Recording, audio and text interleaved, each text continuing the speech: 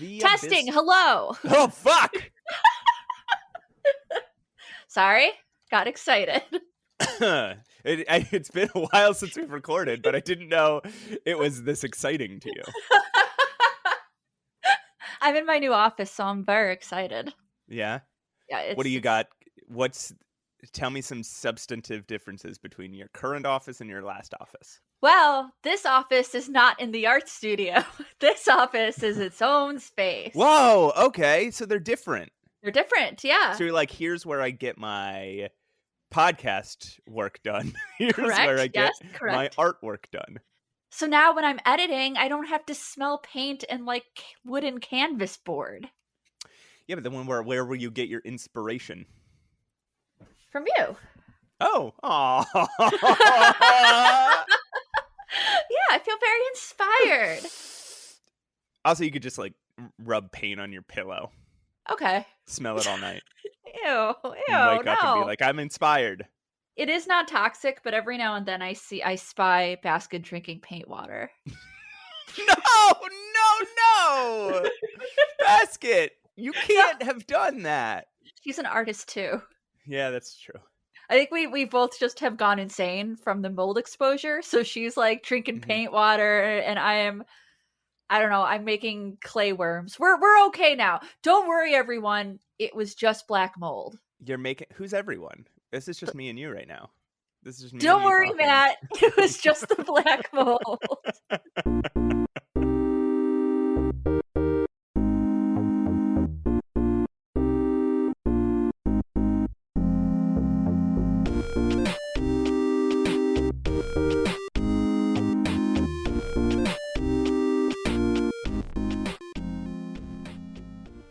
Hey, everybody, and welcome back, probably, to Save Your Game. I am your host, Matt Camp, and with me is the mold-infested, the inspired, the newly... Inspored!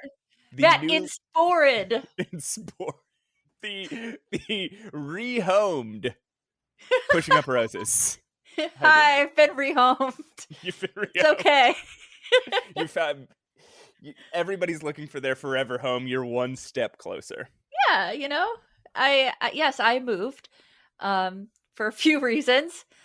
A, the landlord has lost his mind, and B, there was mold. And apparently that's why I've been so recurringly sick all the time.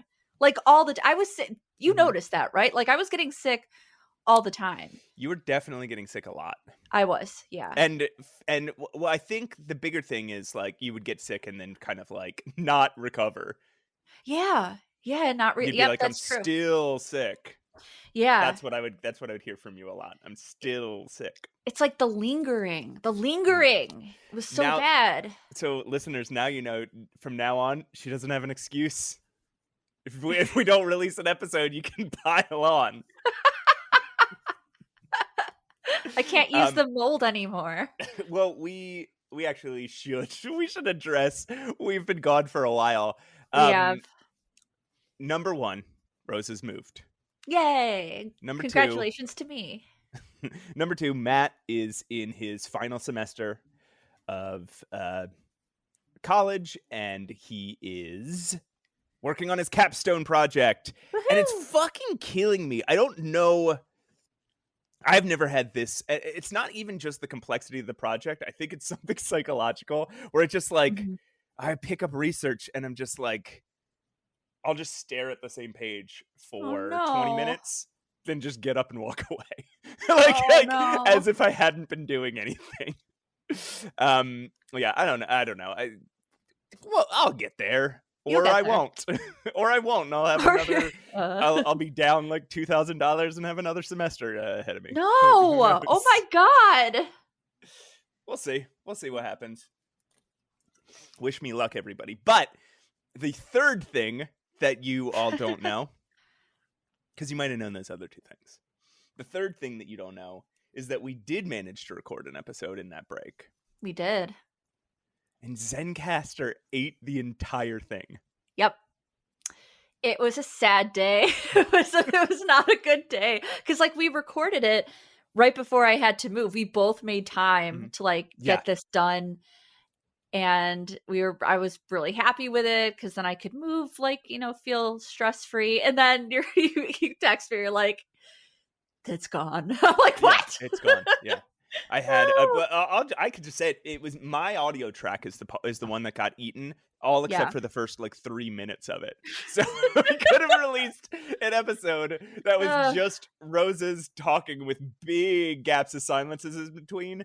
But Wow, you that's would have heard unhinged. my cold open. That would be the most unhinged episode we could release if we in fact did that. But yeah, it was sad, you guys. And then I think like we just got, I mean, like I said, we recorded that before the move because we knew that I would be very, very busy, which I was and am. And so, Matt, would you like to tell them what we did in this episode? I don't think we knew you'd be busy. I don't think we quite reckoned with how rough this semester was going to treat me. So, yeah, I didn't quite know that either. I think we kind of thought we could get another episode out in that time. Yeah. And instead, we didn't. So, but what we did when we first recorded, you'll just have to endure this again, Roses, is I talked about, I beat Clair Obscur. Oh, you beat it? Nice. Mm-hmm. Well, when we last talked about it, I was like just one boss fight away from beating it. And now that it's been 2 more weeks, I've beaten it. So we talked about Clair Obscur, and then we did a ranking episode. So the thing, listeners, so annoying. is we ranked 10 games, and they're on our list now. And we're not going to just like pretend, right? We're not going to pretend like, we're just pulling these games for the first time. So instead, we're just going to like kind of go through the list from the bottom up and tell you what games we ranked and why we put them where we put them. We might not even remember why we did what we did. Which will be even more funny. Yeah. Because not only are we claiming to be experts on these games we've never played in order to rank them, we are also then claiming to be experts on our own rankings, which we don't remember. Yeah, just before recording, you mentioned a game. I'm like, what's that? You thought the words I was saying weren't even like, you didn't even think it was related to the games. So that's great. That's just great. Yeah. Well, okay. So in all that time, did you play any games? I lost my Steam Deck or something. I can't find it. It has to be here. It has to. It has to. You would not have moved your entire house and then left the Steam Deck in the middle of a room just sitting on the floor. I do not know where it is. But it's got to be somewhere. And I'm almost fully unpacked at this point. I made a lot of progress real quick because I wanted to feel like at home as quickly as I could. So I'm like running out of boxes here. There's only so many boxes that it could be in at this point. Mm-hmm, mm-hmm. I hope I find it soon because I was thinking about it. I'm like, I'd like to settle into my bed in my new bedroom and get the Steam Deck up and maybe play some Final Fantasy. Whoa! I know that I've had a hankering for like FF7 or FF8. I don't know why, but yeah, I can't find it. I don't know where it is. I did set up the PS4, but honestly, like most people, I only use it for streaming. Yeah. I mean, I use it for, sometimes I'll play like Fall Guys on there, but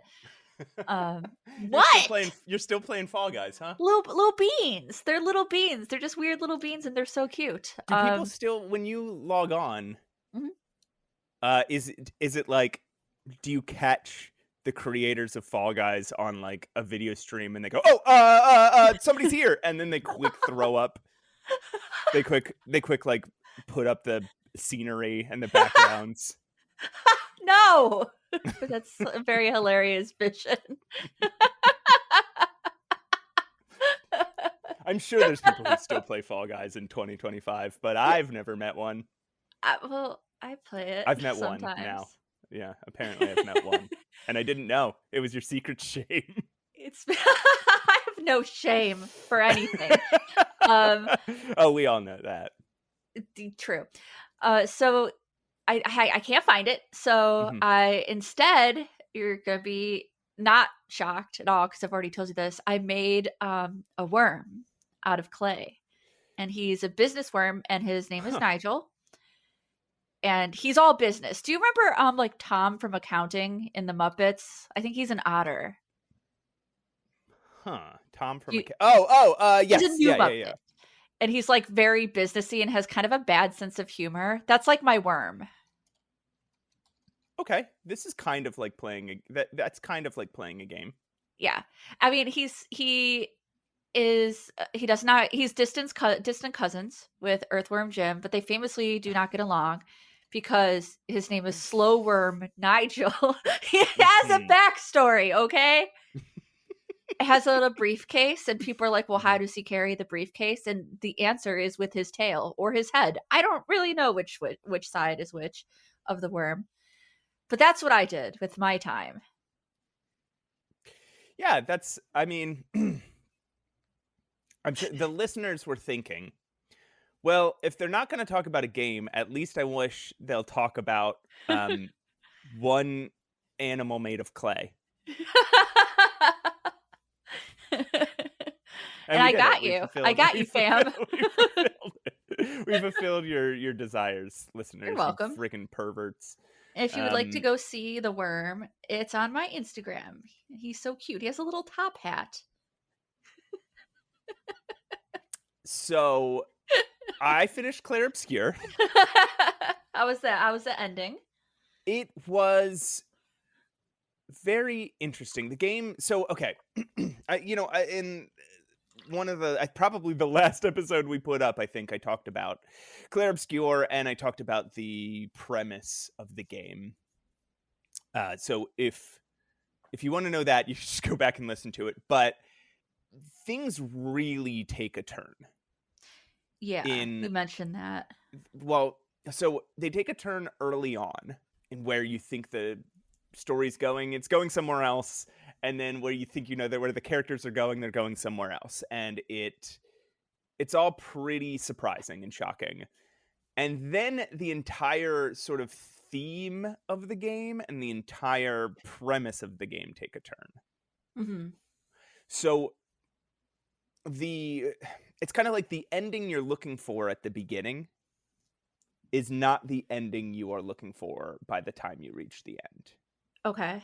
Right? You have a completely different set of questions and expectations and things you're excited about.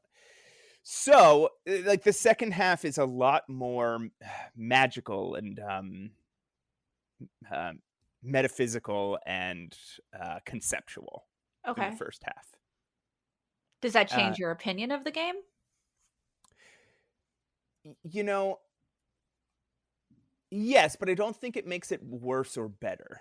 Like Hmm. I don't think it changed my opinion on the quality of the game, but it definitely changed what I thought about it as a piece of art.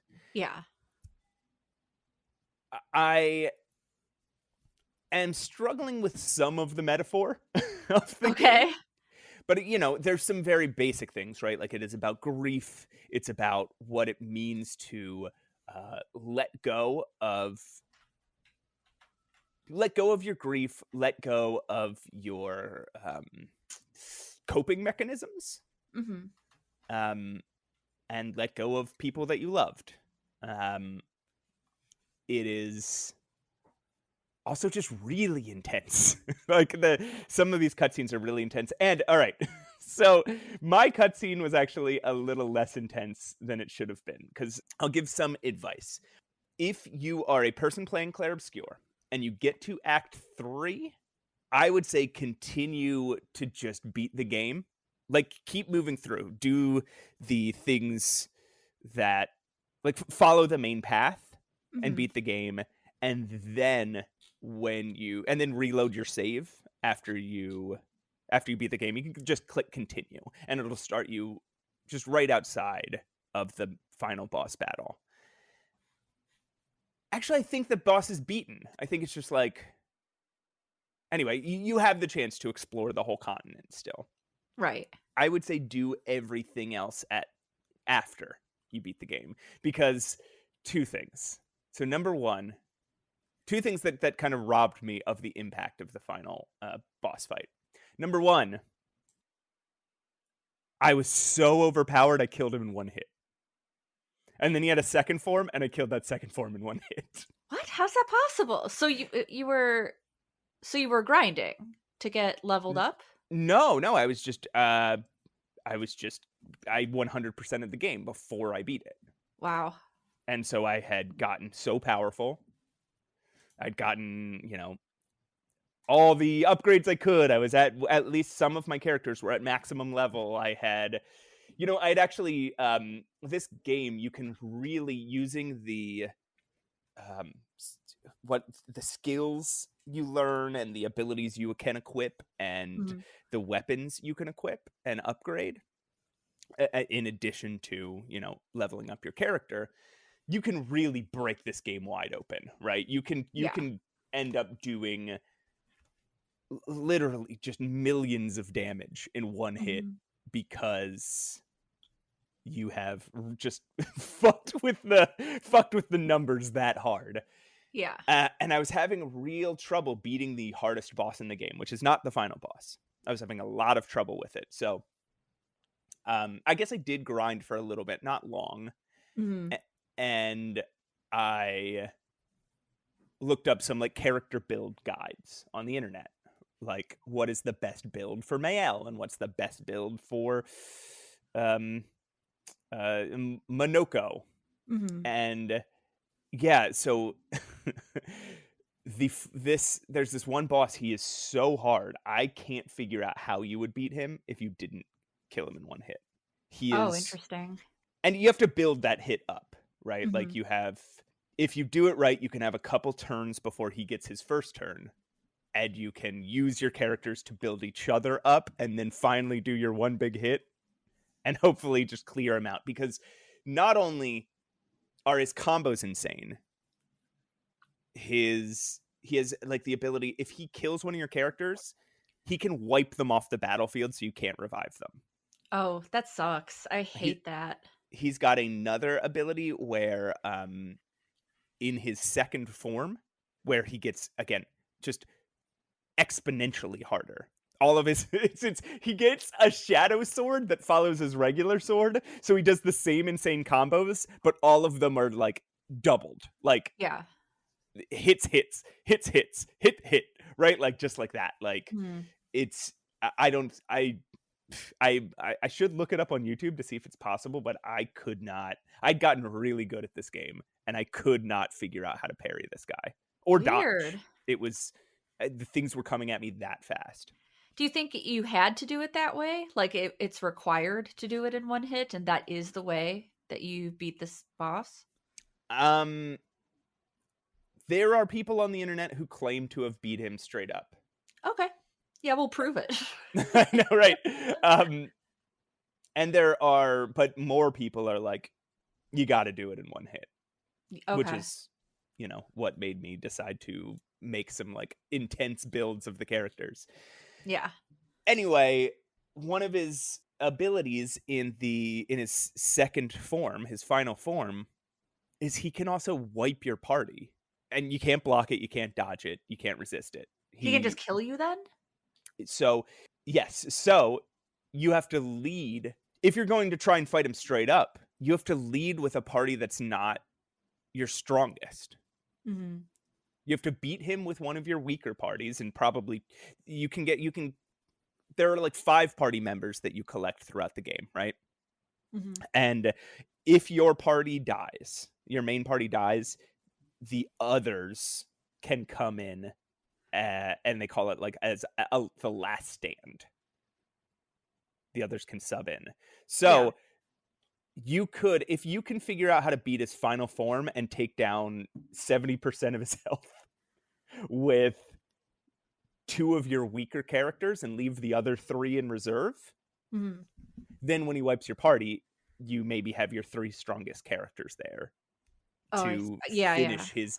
Again, even in his final form, he gets even tougher in the last 30% of his health. What's the name of the boss? I'm gonna look it up. Simon. Simon? His name is Simon? Mm-hmm. Doesn't sound very badass, does it? So I ended up having to do something like 36 million damage in one hit to take him out. Oh, he's kind of hot. I mean, right? Okay. Yeah, I think he had like a rotting demon face, but that's fine. Yeah, I'm into it. Okay, all right. It was super intense. But anyway, so I think people should treat him as the final boss. Like, go through, beat the game. So, okay, all the way back to my point here. We haven't done this podcast in like over a month, and now I'm just turned into a rambly idiot. Okay, all the way back to my final point. Because I had leveled up all that way, the final boss of the game was absolute piece of cake. Just beat him immediately, right? Oh, okay. The other thing is because I 100%ed, I got everybody's swimsuit outfits. Everybody has a swimsuit that you can unlock. You can find a swimsuit for them. So I put them all in swimsuits. If you do that in the final confrontation, the boss is also wearing a swimsuit for the whole ending, like the entire ending cutscenes, all of them. So this ultimate, like, it's not even just that he's supposed to be the ultimate villain. He is a sympathetic villain, and he is, and there's some really heartfelt stuff that happens with him, but everybody's just in bathing suits, including him. No. So, you know, I might have, in a couple different ways, robbed myself of some of the effects of the end of everyone's in a bathing suit. Everyone's in a bathing suit, Wonderful. And he died immediately. Like, I didn't even get to see his moves. Here's how good I was by that point. The way Clair Obscur works turn-wise is, you know, there is a running tally of whose turn it is on the left-hand side. Like, whose turn it is now and whose turn's coming up. All of my characters had double turns, and they were all so fast that the entire progression of turns was my character's, and he wasn't even on there. Oh, geez. So all my guys were going... I only needed one turn, and all my guys were going to get like 4 turns before he even had a chance to hit me. So again, I have to really, you know, push everybody, please beat the game before you 100% it. You're not going to have fun otherwise. Oh, no. It's an interesting caveat to have. I do want to play this game on my Steam Deck. Mm-hmm. I mean, it's awesome. I recommend it very highly. It's very fun, and it's very affecting, and you can put everybody in bathing suits. And the gestrels are hilarious. Great. I just want myself some RPGs. I'm like hankering for like a JRPG. And Clair Obscur, that's not a JRPG, right? Is this a French studio? It's a French studio, yeah. Yeah. Close enough. It's an FJRPG. It's a French Japanese role-playing game. Oh, great. Anyway, that's Clair Obscur. I'm sure I had more succinct and insightful things to say about it last time we recorded. So listeners, just imagine that. Yeah, just imagine a totally different thing. Imagine a different thing, and you're like, oh man, Matt is such a good game critic. He's so good. So wow, that was so good. So concise. You guys can email and be like, man, that was so good. Matt is so good at that. 5 stars. 5-star. Anyway, Roses, I would say, do you want to go rank some games with me? But that's not what we're doing, is it? No, we're gonna revisit the already ranked game. Yeah, do you want to go try and figure out why we did the things that we did? Yes, I always want to know why we are doing the things that we are doing. And we've never once figured it out. So, if you want to go put on some Spunky Slapperino. Ooh, spunky. Oh. Then we'll be back and we'll talk about how we ranked every adventure game ever.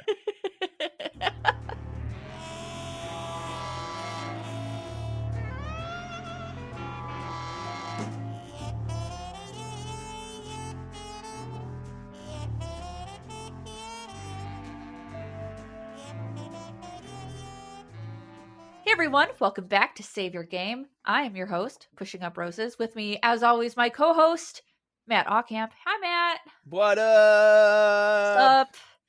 Are you ready to revisit things? Oh my goodness! All right, so I don't even know how this is really gonna work, but yeah, let's tell everybody what we did Oh, here. the Let's explain nostalgia of it all, ourselves. though.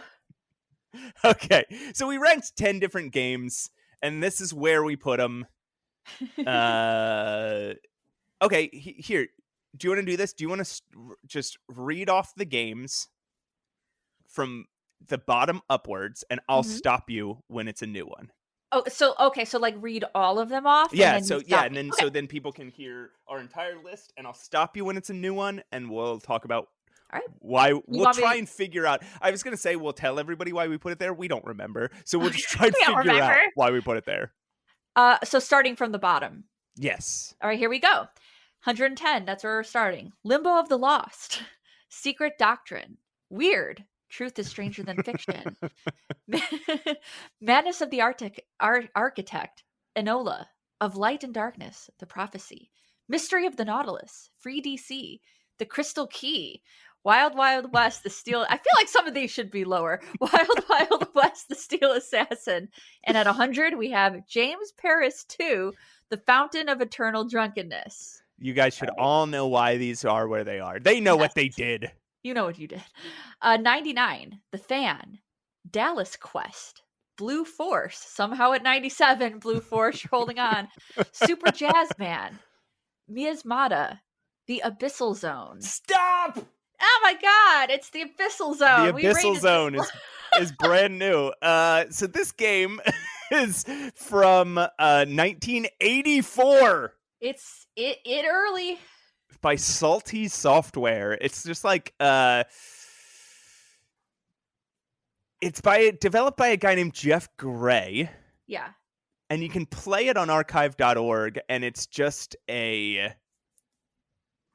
it's like the early Sierra Interact, like the online it's like Wizard and the Princess. Mm-hmm. Yeah, or Adventures in Sierra. It's not Sierra. It's like Sienna or something like that. Yeah. What is that? It's Adventures in Sienna. Hang on, I gotta look. I don't know. I don't know what that is. Is that some sort of porn? Yeah, it's a porn game. Is that some sort of porn game?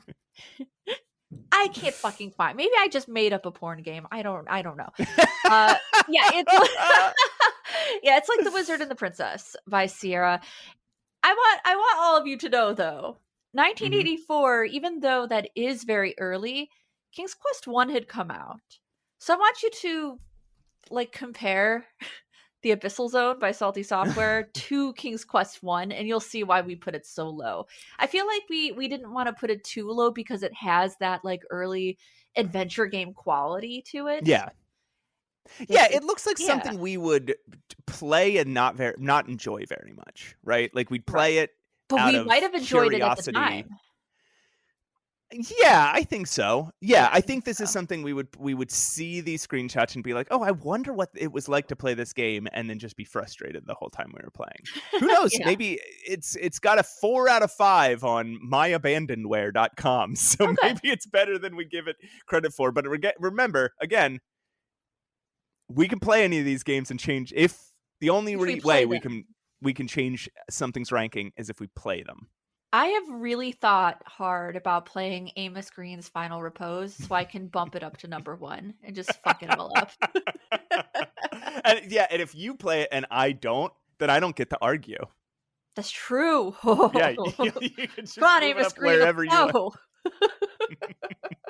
right, let's keep reading. Let's keep reading. I don't I have do much want to to say about the say, Abyssal Zone. Yeah. there is another game called Abyssal Zone on Oh, Steam in really? 2017, and that's not the game we're talking about. We are talking about, if you want to look this up, the Abyssal Zone by Salty Software.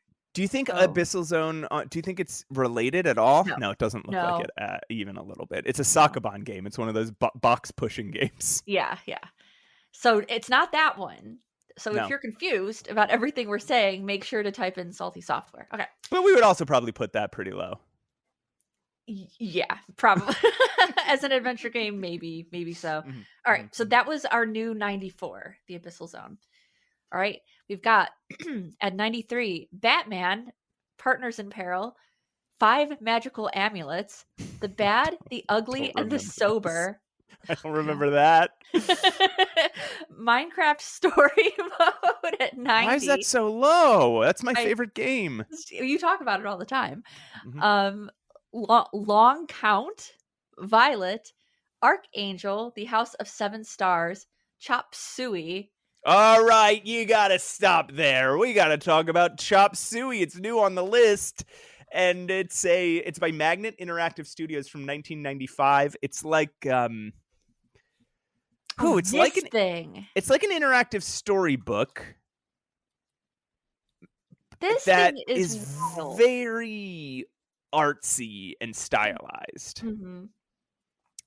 It reminds me of the artwork of Linda Barry, who Okay. did Linda Barry, Barry, who did 1,000 Demons, or sorry, Okay. 100 Demons. Aw. Um, Got my hopes up. I thought it was 1,000. it's only 100. It's only 100, but it's about the difficulty of the creative process. I think you'd actually really like it, but it reminds me of her Maybe. artwork a little bit. It's like, help me describe it.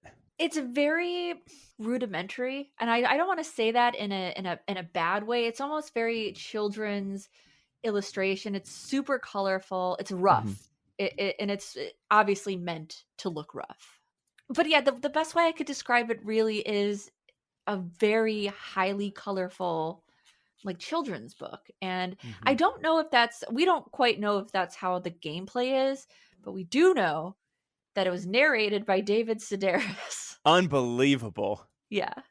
That's so wild. The plot is interesting. Do you want to hear it? Also, the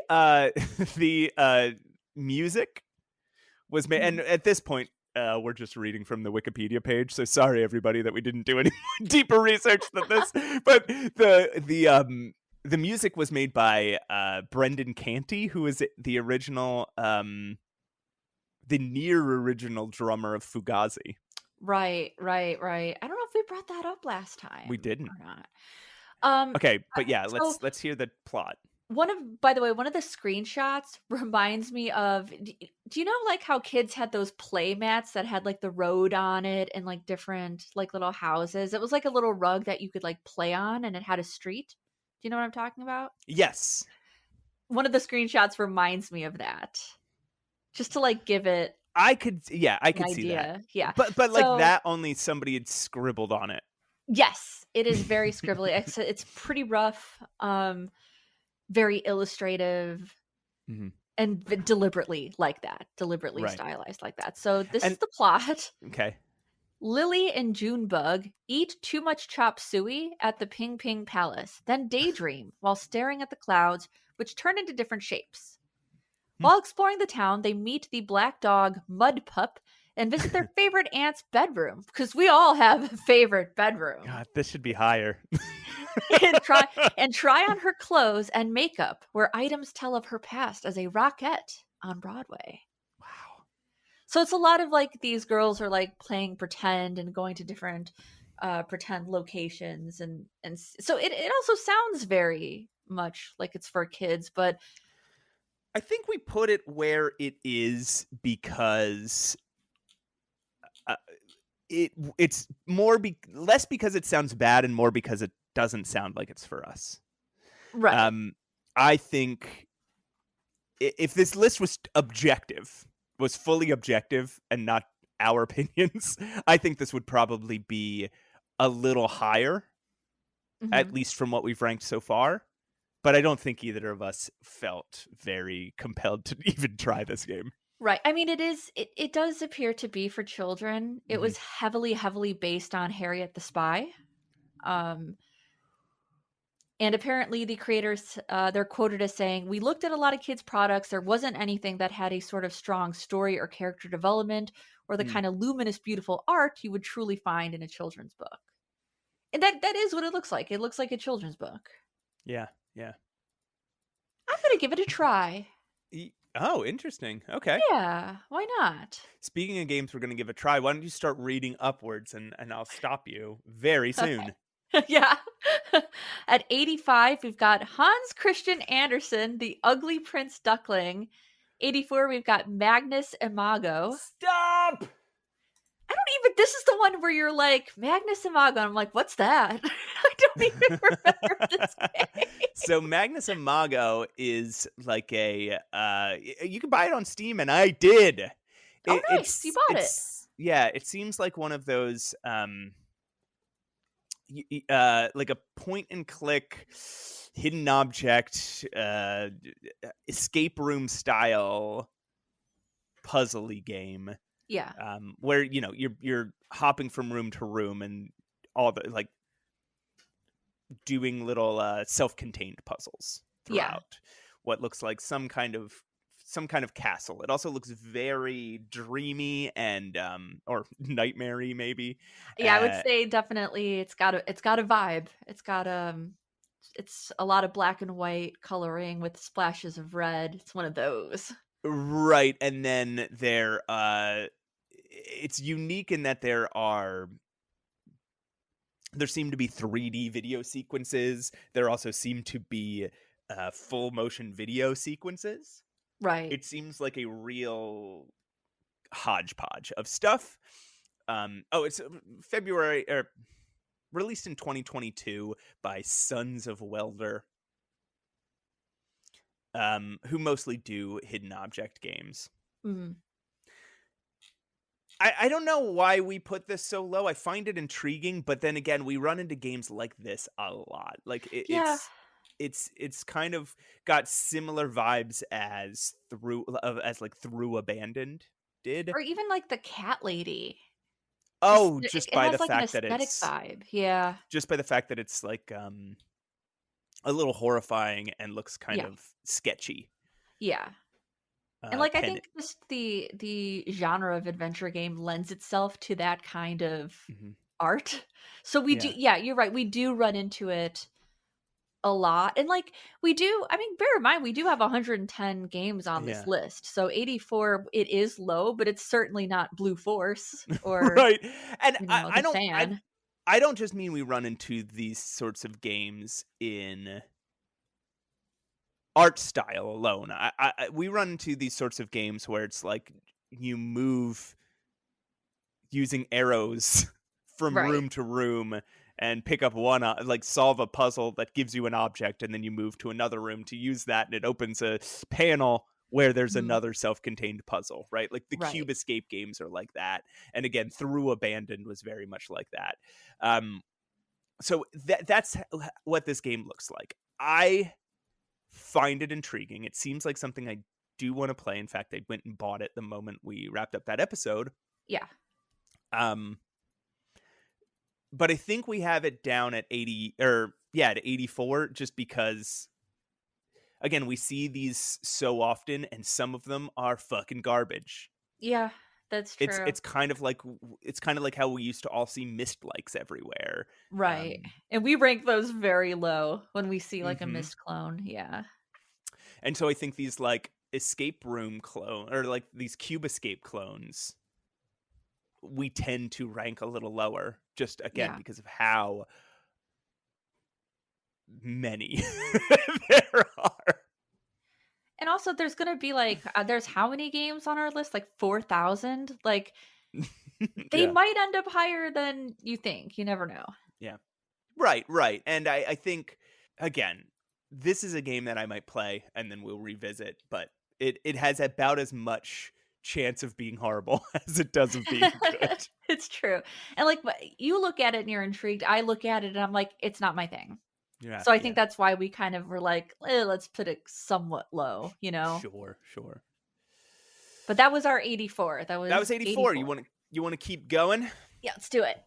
So continuing with 83, Secret Missions, Matahari and the Kaiser Submarines.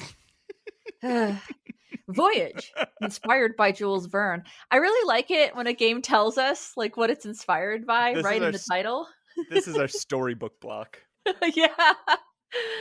Moons of Madness, Astronomica, The Quest for the Edge of the Universe. Elena, Displaced Reality, The Suicide of Rachel Foster. You gotta stop right there, Oh my Missy. god. I remember our conversation on this one because this is such a polarizing game. Yeah, well, yeah, you said you uncovered some stuff about it that was supposedly problematic. Um, Um, some people find it problematic because mhm, of the way the story was told. It basically, you can probably tell by the title, The Suicide of Rachel Foster, yeah. that this might be dealing with sensitive or heavier topics. And there are topics in this game that weren't portrayed well, weren't dealt with maybe the sensitivity they deserve. Um, I think I think that's fair. Here's something I hadn't found last time that I just found now. Okay. I apparently back in 2021. So okay, cards on the table. I played this game. Yeah, yeah. I have some fond memories of it, but overall I remember being disappointed with it. And since last episode, I found my review, my Steam review for this game that I wrote back in 2021. Do you want me to read it? Yeah, that's a great idea. Okay. So I gave it a thumbs down. Oh. uh, this game was an absolute slog, says Matt Aucamp of Steam. Oh boy.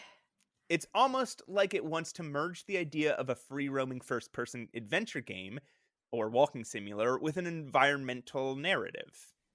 Um, this works really well in a game like Firewatch by giving you an amazing story, a beautiful landscape, and interesting things to find at every turn. It works in a game like What Remains of Edith Finch by giving you a fairly straightforward critical path and interesting dialogue and flashbacks at every turn, right?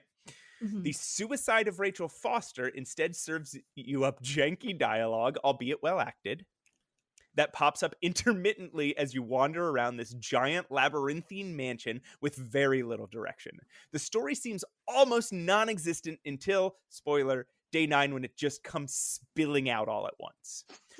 I'll admit the twist ending and the jump scares in the final chapter were enough to give me a scare and a jolt of excitement, which I sorely needed after a completely aimless and long-winded game.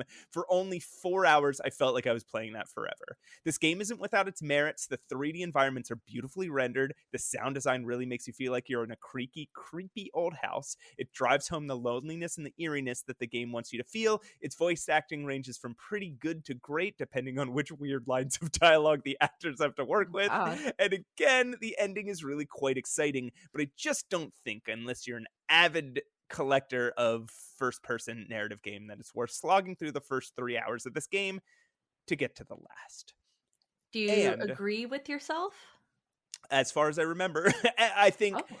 it's worth saying that that last hour that I enjoyed, some people found problematic. So Right. you can add that onto this. So Yeah. again, there's things about it clearly that I enjoyed, and that's why it's not further down this list. But mostly I was disappointed by that game. Yeah, yeah. I can see why it's not further down. It's got Mhm. a mixed reception as far as the reviews go. This is not my favorite type of game. I don't play a lot of walking simulator games. I don't hate them by any means. Like my favorite one was, as you mentioned, Firewatch. I thought that game was Yeah. brilliant. I Mhm. loved it. I actually really loved Gone Home too. That was maybe the first one I played in terms of like Sure. story and uncovering a story. Yeah. Um, but this one, yeah, it just seems to have such polarizing opinions while being like certainly being an adventure game. Because we have Right. things on this list for it that we're like, what are these mechanics though? You know? Right. Oh, and we didn't say it was released in 2020. It's by Yeah. 101 Games. It was published by Daedalic. So Right, right. And I'm not going to say, since I haven't played it, I can't Mhm. say for certain whether it is problematic or not. But I Mhm. will say that in reading the reviews, it does deal with very, very, very heavy, mature themes. Right. So, I think there are some interesting things that happen in the plot of the game that I think I wished had more there. Like I wish there was more to mm, them. sure. Um, and apparently I liked the twist ending enough to say that the last hour was fairly good, but Yeah, I also remember it being a little wacky too. right. And you shouldn't have to slog to get to, No. enjoyment, Mm-mm, mm-mm, mm-mm. So, all right, that's number 78, The Suicide of 78. Rachel Foster. All right. So 78, we got 77, Nancy Drew, Midnight in Salem. 76, again. I'm sorry, I didn't name it. That's the name of the game. Ankh, Heart of Osiris. The Dark Crystal. Randall's Monday. Oh no, how do we? I think it's just Cosmonaut. Cosmonauts. We're just Cosmonauts. saying cosmonauts. Yeah, Cosmonauts Escape Reality. Krabat and the Secret of the Sorbian. Oh, our It's so. our first true love. It's nice to see some familiarity on the It's nice to see an old friend on the nice little list. friend. Krabat and the Secret of the Sorbian King. And number 70, we have Missing since January. Uh-oh. I love saying it just like that. Missing since January. I don't know why. It's almost flirty that when you Yeah. say it like that. Missing since January. Let's see. The Mazovian Adventure, Lifeless Moon, Lunar Axe. I'm gonna need you to stop right there. I would rather not. I think this game. I bought this one too. I think You this did? game looks pretty cool. Yeah. Okay. It has a very interesting art style. That it does. Yes, that it does. Yeah. It looks like I think it's probably digital watercolor. Would you say that's probably the case? It's got some washy elements to it. It also has a very like a very Starry Night kind of an aesthetic. Mhm. Yeah, it's got a little bit of a Van Gogh aesthetic. It's very illustrative. Yeah. But not in the way that Chop Suey was illustrated. No. This is more mature. There's Yeah, it does boobs. look No, sure. not that kind of mature. Not that kind of mature. There's boobs. No, it does Um, look really nice. Steam listed as point and click and hidden object, and it looks again like it falls into that, cube escape through abandoned, Yeah. that kind of genre. And Yeah. Steam shows some puzzles, like individual puzzles, and one is Yeah. like literally a puzzle, like putting together a puzzle. Right. The ones you would see among, slider puzzles and or those Yeah. hidden object games. Even the old FMV games had those kind of puzzles in them. Another one looks like just the lock picking mechanic from which game had, I think it was Morrowind or I mean, Oblivion. a Not lot of games have like a lock picking something. This wasn't the Skyrim lockpick mechanic. But anyway, yeah, like aligning tumblers. Yeah. So I don't know. It's very pretty looking. It's got a really, really interesting color palette, and Very earthy. Very which is somber. why we put it a little bit higher Yeah. than we put some of these types of games. But anyway, that's Lunar Axe from 2022, Ops Game Studios. Yeah, and honestly, it's got a very positive. It doesn't have a lot of reviews. It's very indie. It looks like, Yeah. but the reviews it does have is very positive. So, man, if you work on vibes, if you like a vibe, this is a vibe. Yeah, this has some serious vibe. Okay, so that was Lunar Axe. Now, and that was 67. Mm-hmm. We've got Frank and Drake, Deponia Doomsday, A Whisper in the Twilight, The Seventh Guest, Sentient. We were so right to put The Seventh Guest down at number 63. I think it was like there. I think it was like number 50 when we put it there, and it just keeps dropping down further. Keeps dropping. Let's see. Baker Street Breakouts, a Sherlockian escape adventure. Why do you all make this so hard? Yeah. Sleuthhounds, the Valentine's Vendetta. Sleuthhounds, the Halloween Deception. Stop. That is a new one. That is 59. We got another Sleuthhounds, folks. Guys, yeah, we have another Sleuthhounds. How exciting. This is like when we add, this is like how we have 2 Ben Jordans on the list. Yeah. These games look cute, and they're clearly a passion project by a person who, this is a guy that moves in some of the same circles as we do, because he's he writes adventure game reviews, and he's a big adventure game fan. Richard Hoover, you might know his reviews from Adventure Game Hotspot. And it looks like a fan-made point-and-click game. Yeah. With some interesting mechanics. Yeah. That like beyond just point-and-click puzzles. So, that's why Layton's kind of here in the middle of our list. It doesn't look like anything groundbreaking. But it's so cute. But it definitely looks cute, and it looks like a labor of love. So yeah, and we appreciate those here at the Save Your Game podcast. Absolutely. So that's Sleuthhounds, the Halloween Deception. Let's keep going. All right, that was number 59. At 58, we have Dark Grim Mariupolis. 57, we've got Corpse Party, Book of Shadows. Stop. Dang, we got some really close together. Okay, we got them close together. So that's by Team Gree 5 from 2013. Corpse Party, Book of Shadows. Now, people speak very highly of Corpse Party, right? They do? Yeah. Oh, yeah, you're right. Were you thinking of a different game?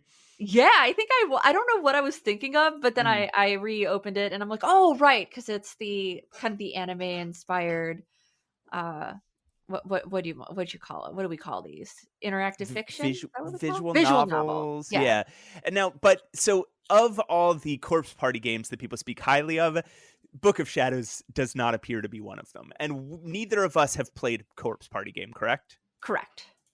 Yeah. So we don't know. This is also a PSP only release, I think. Well, that's weird. What the heck? No. Okay. Now it is out for other. Now it is out for other Steam. things. It looks like it may. I might be wrong about this. So, it might have come out at first only for the PSP and then later come out on Steam. Because the Steam release date is 2018 when this thing came out in 2013. It's giving me the Paranormacite vibes, although I think I would say that Paranormacite is better than this specific game in the Corpse Party franchise. It still has a very positive amount of review. It has positive reviews. I guess it's just not as popular as the other Corpse Party games. Yeah, I think if we were to that works against it a little bit. Like, we've played some of the games that are inspired by Corpse Party that were better. Yeah. But mostly I think why we put it here is I think what we said at the time was if we had gotten one of the main line Corpse Party games, we might have put it a little higher.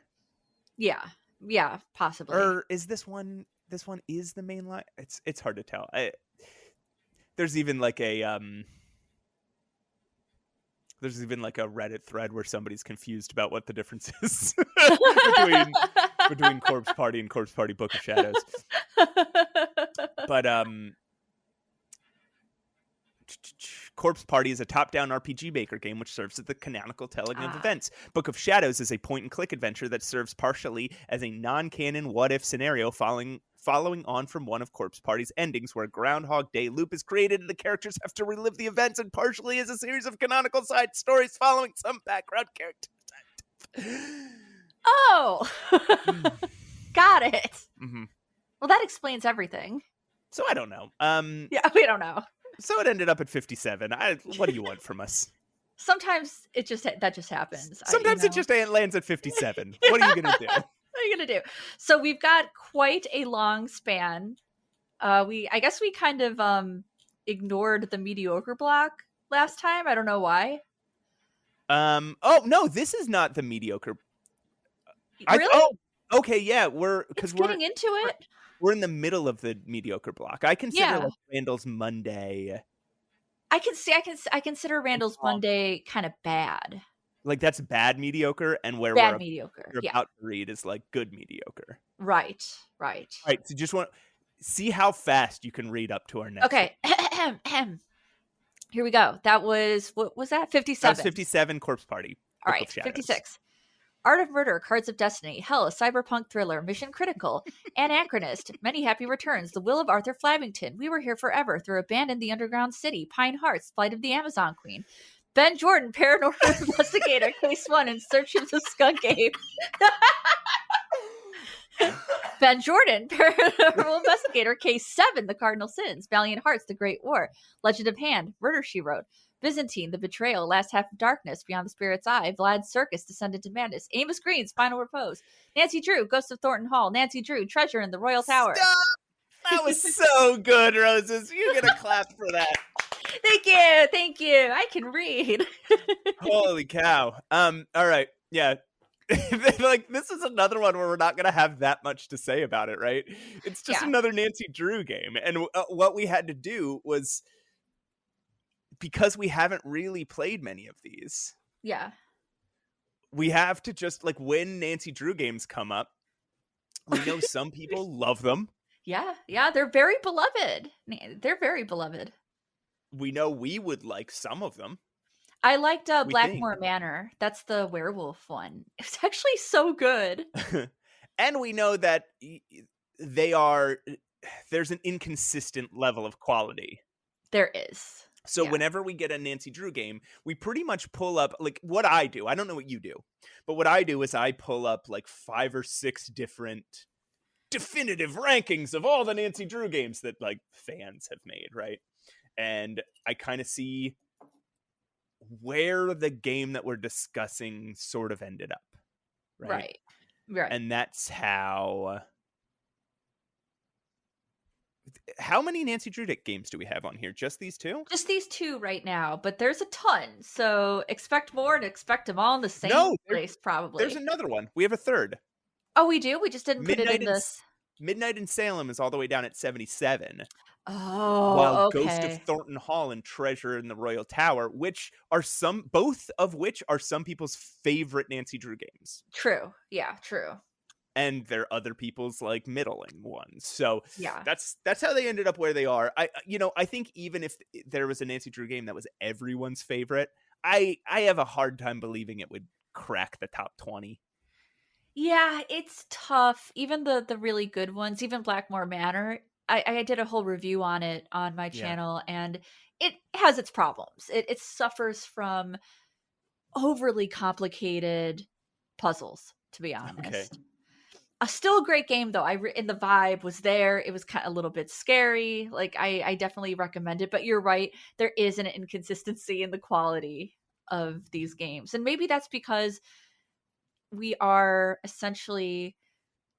people are growing up with them as technology grows up, too. So I'm sure they're constantly making changes and trying to figure out the best way to make the aesthetic right.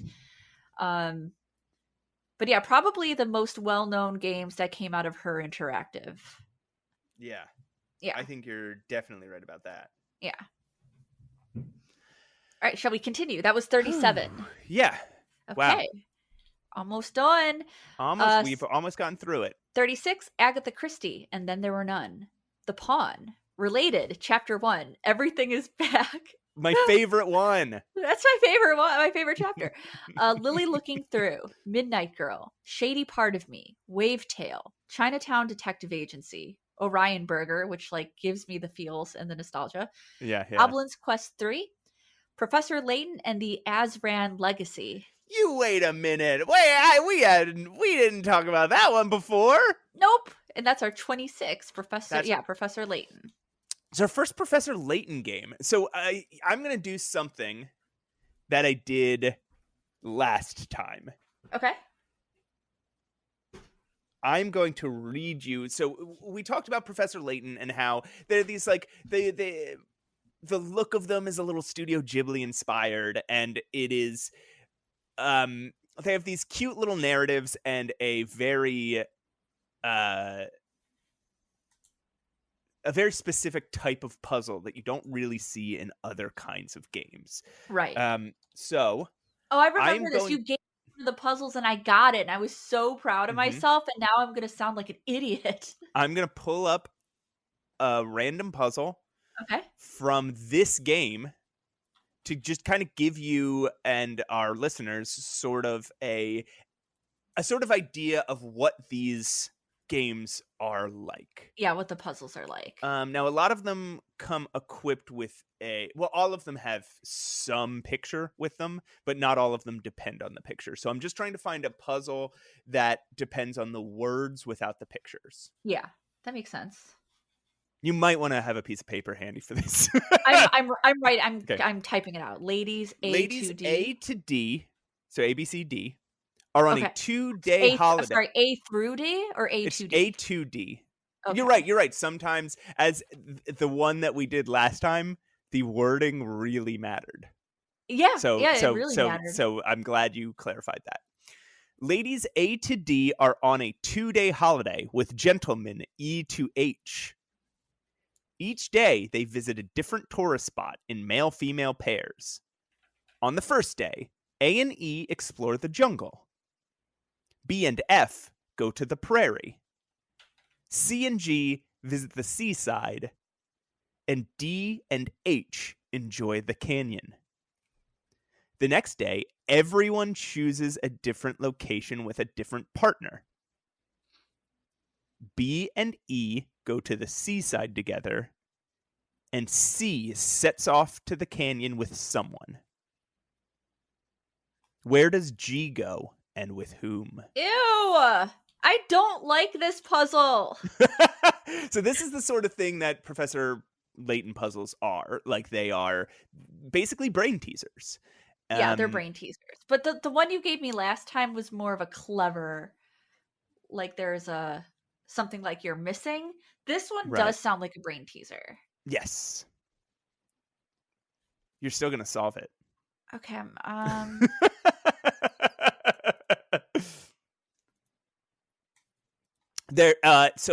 Professor Layton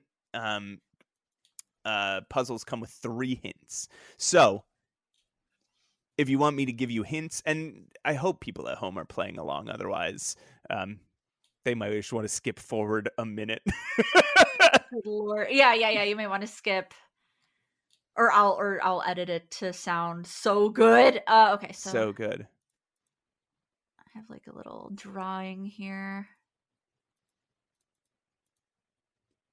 Okay, so it's not B or E.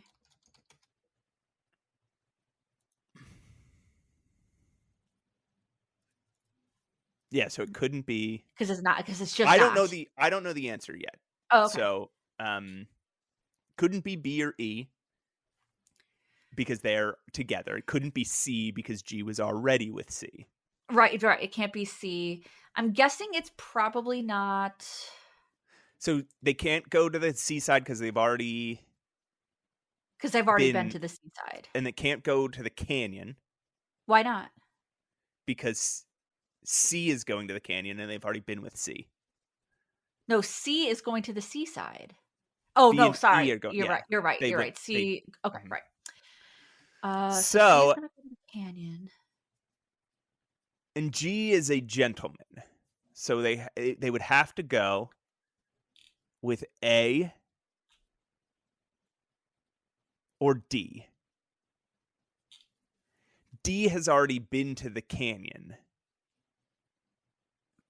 But that's not a deal breaker. Well, they have to go to a different location with a different partner. You're right. So we know G can't go to the canyon.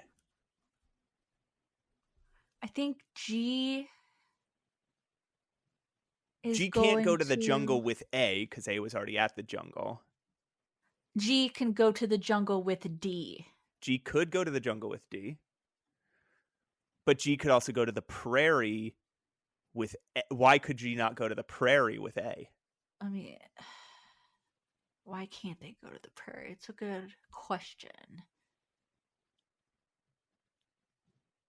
Because I don't know why they can't go to the prairie. Why can't they go to the prairie? Because then that would leave F to go to the jungle with D. But who goes with C?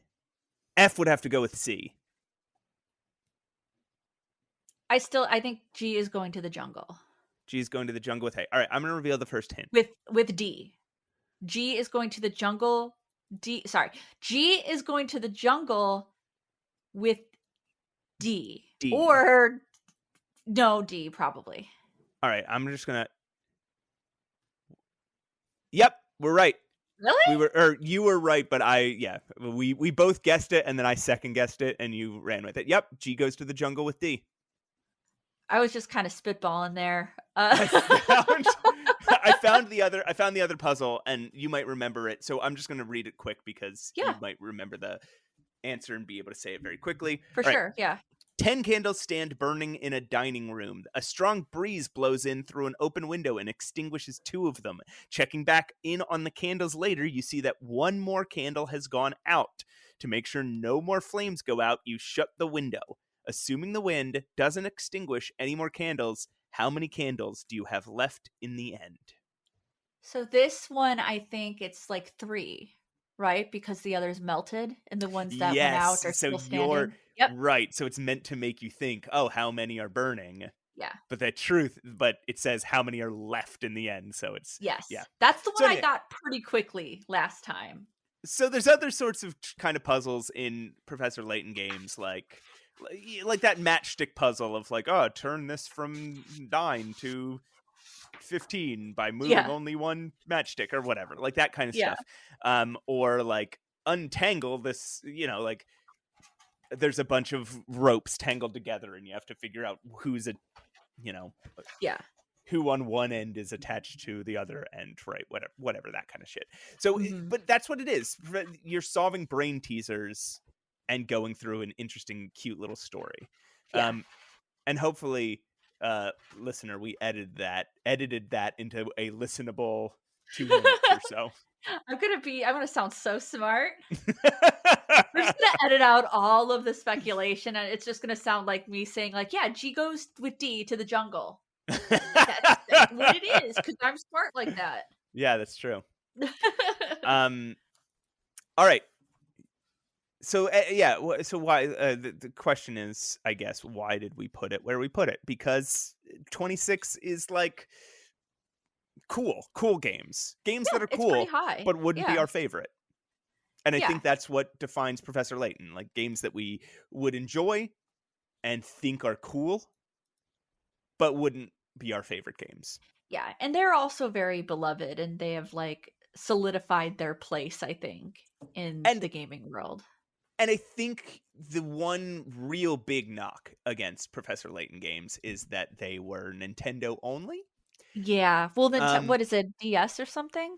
Yes, and because they're Nintendo only and Nintendo's so terrible at game preservation, there was a long time where you couldn't really get Professor Layton games. You would have to go on eBay or something and pay $300 for a cartridge. Right.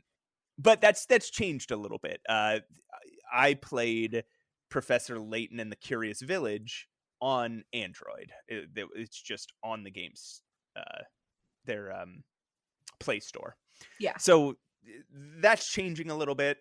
So we're not going to punish Professor Layton for Yeah, shitty. we're reviewing the game only. That does suck that it has limited platforms, but we are trying to focus on the game. Yeah. Okay, All shall right. we? I think we've only got one more left, so why don't you Let's do it. crawl upwards? So that was our 26. We're continuing with Top 25. Yeah, top Top 25. 25 best adventure games of all time. Oh God, Amnesia Rebirth. Clam Man somehow is at 24. What do you mean? I mean nothing. That's great. The Book of Unwritten Tales, The Critter Chronicles, Erica, Been There, Dan That, Twilight Oracle, Dreamfall Chapters, Scratches, Phantasmagoria, The Slaughter Act 1, Cube Escape, The Lake, and Bracelet. It's a neat name. Lamplight City, Pajama Sam 2, Thunder Pajama and Lightning. 2. Pajamas 2. The sequels to Pajamas. Pajamaning. Pajama Sam 2, Thunder and Lightning aren't so frightening. King's Quest 2, Romancing the Throne. And now we are in the top 10. This is the top 10. Can you believe it, everybody? We put a new game in the top 10. That's wild. Mm-hmm. Yeah, that's wild. Okay, so at number 10, Papers, Please, Fran Bow, The Cat Lady, Tell Me Why, The Room VR, A Dark Matter. Hey, wait a minute. Yeah. That sounds like something we've talked about, but then lost the footage of and have to revisit. So this game rules. That's how it ended up at number 6. It fucking rules. I have played this on VR a few different times. It's one of the first games I actually ever played on VR. Wow. If you've never played The Room game, they are these combination escape room puzzle box games. They kind of set off that whole genre. And other games followed it, like Mechanica Museum or what were those called? The Da Vinci games, the House of Da Vinci games. But this was, I think, the 4th game in the series. Oh, okay. And it was in VR, and it was really, the atmosphere was really incredible and spooky and fantastical. And it really, really, it was, I think of any VR game I've ever played, this is maybe the one that I got lost in the most. Oh, wow. Like there's other games. That's quite a feat. Right. Yeah. I mean, there's other games, VR games that like I've really loved. For example, the Fisherman's Tale games or Super Hot. Yeah. That had great narratives and cool puzzles. But I think this is the first game that like I could have forgotten I was wearing a VR helmet. Yeah. That's how good it was. That's awesome. And yeah, that is quite a feat. VR games are not always known for their quality. There's like a handful of like, great. And yeah, the challenge of making an adventure game into VR is, I think, quite high. Yeah, I think so too. I mean, like some standout examples of that are like the I Think You Should Die, or I Expect You to Die, games, which are also escape rooms. I think escape rooms lend themselves well to VR games. The cool thing about this game is that it follows sort of they are kind of escape rooms, but they follow a narrative, and you go to like really, really cool locations. You start out in like a turn of the century like London detective office where suddenly you get this ocular thing, this little like eyeglass that allows you to see this. All of a sudden the room is full of these like spooky runes. And that leads you on an adventure through time and space, and you end up in a spooky chapel with hidden doors and hidden secrets in it. You end up in like an Egyptology museum, that Yeah. has a sarcophagus that you like have to discover the secrets of and things like that. And you end up in a witch's cabin, which is really cool because it takes these really mechanical puzzles that the room is known for and Yeah. turns them into naturalistic puzzles. So it's like the same sort of you're solving puzzles that are very similar, Yeah. but you're doing it with sort of naturalistic things rather than machines. Yeah. And it's very cool. It's just a really great game, and I highly recommend it. So that's why that ended up at number 6. Yeah. And again, for me, just bringing this into a VR setting and making it seamless and smooth and not getting people sick, I think is a great feat. We've come a long way with VR. And Yeah. how fun is it to have an adventure in virtual reality? Yeah. You That's know, like like all we wanted as kids. I know, right? Just to experience an adventure game like that with different senses is just very cool. And I think that is the last one that we did. I'm going to finish this out with our top 5, obviously. But that was number 6, The Room VR Dark Matter. And now our top 5, starting with 5, Tangle Tower, Chance of Sonar, The Last Door, Season 1. And our top 2, Portal 2 and Portal. Yeah. Nothing's unseated them yet. Funny. They will be I'm sure they'll be unseated one day. Those are They not will. the 2 best adventure games of all time. No, But they're not. for now, nothing's really come that close to knocking those 2 out, to be honest. Yeah, I know. They're I just mean, they're incredible games. I thought The Last Door was going to be very close for me, but like Oh, yeah, I I guess understand. Yeah. The Last Door is pretty close. You're right. Yeah. We did have a discussion about whether that should have. But no, like I totally understand why, Yeah. why Portal 1. But they will get overtaken. We're just not sure when. No, I mean, again, all it takes is one Monkey Island game and they're gone. They're gone. Yep, that's true. There you go. They dropped to 2 and 3. Yeah. Okay, well, so that's what we did last episode, folks. I think we covered most of the ground that we covered in the original recording, and anything else, fuck it, probably didn't matter. I think we sound even smarter now. So I bet. That's the thing they say about us, Roses, is every episode we just get smarter. wow, they do? They say that? They've always said that. They've always wow. Incredible. So now we're up to 110 games on our list. That's oh my wild. Gosh. That's incredible. All right, well, everybody, thank you for listening. Sorry about our big long break. This is what we said at the end of the last episode, and it didn't come true because we had to solve this problem. Is that the next time when we come back, we will be discussing a game. We're not quite sure which one yet. Yeah. You could listen to the last episode of this podcast, the last episode that we did before this one, and get some ideas of what we're choosing between. Yeah. But we're not sure what game we're playing. But yeah, next episode should be next week. Don't hold us to that if it's not. You know what? We're so busy because we're so full of dreams. We have too many dreams. They spill out of us. Yeah, and they it's ruin true. our microphones, and then we have to go buy new microphones. And then I'm we're making late. worms and moving and demolding and yeah.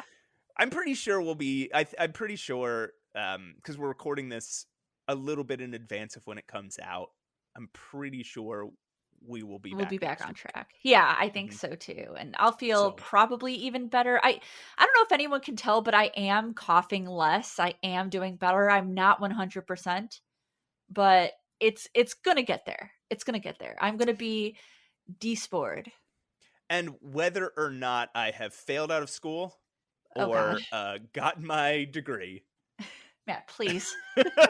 within 2 weeks, I will be done. You're not gonna fail. Get out of here. You don't know how late I am on my project. Okay. Follow us at Mutant. Whoa, Jesus Christ. That's what's just in front of me. I see. No. That's okay, Matt. I see how it is. Follow us at Save Your Game Podcast on Instagram. Email us, mattandroses@gmail.com. Leave us reviews, do all that fun stuff. Tell us you like us. Yeah. Tell us we're pretty. Tell us we're both pretty. Tell us we get smarter every episode. And that all our rankings were correct objectively. Objectively correct, yes. We're a very objective podcast. I think people don't realize that about us, is that we speak objectively. And yeah, we run it by scientists and researchers. And they always say, before we record anything, we run it by the scientists and the researchers. And they always come back and say, you got it, nailed it, 100%. Yeah, absolutely. They've only corrected us one time. And that was when I failed this improv prompt that I gave myself 1 second ago.